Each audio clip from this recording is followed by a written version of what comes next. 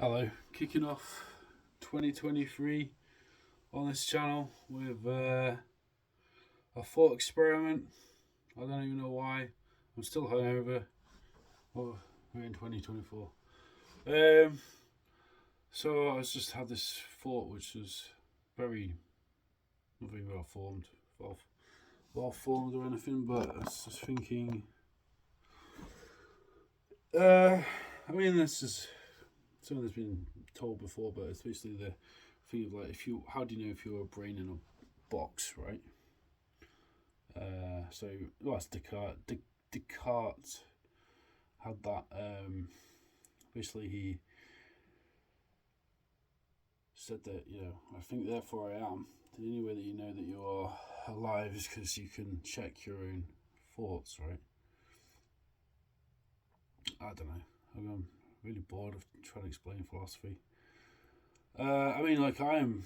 This, by me recording this now, I'm just. It's like recording a memory for what? Nobody watches my videos. Nobody really pays much attention because philosophy is probably the last. Philosophy. We're not a world of thinkers really. There are obviously thinkers who exist in this world still. It'd be ridiculous to suggest otherwise, but we are very passive in our thinking. We're consumers, right? And I don't want this to turn into too much of an F society rant, but because that really doesn't lead anywhere fully, really.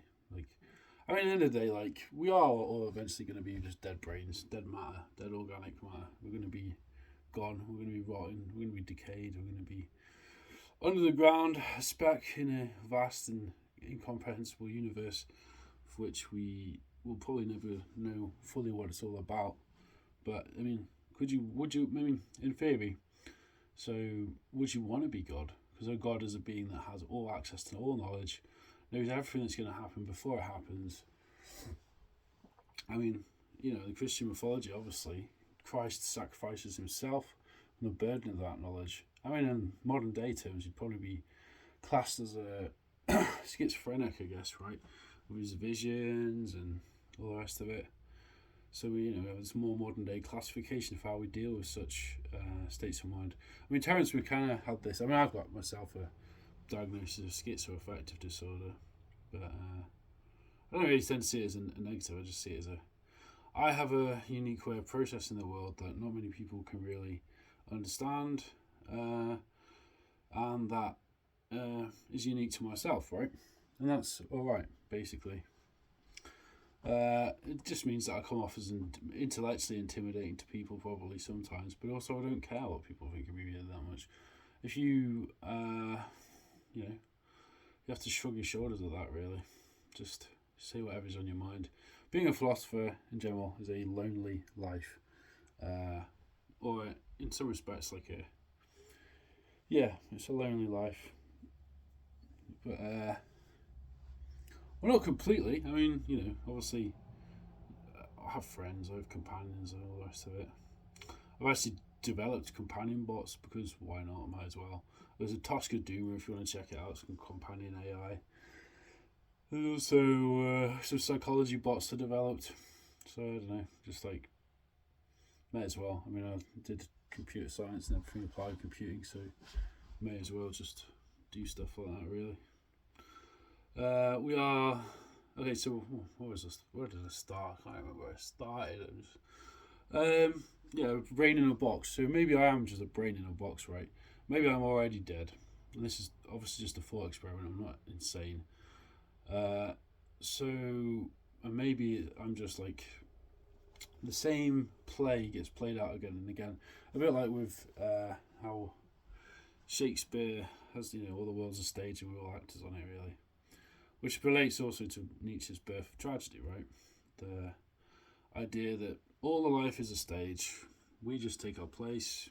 We don't really have free will. So that's a deterministic universe, right? So we've already made the other decisions we're going to make, so we've got to roll with it. That's also like Nietzsche's eternal recurrence.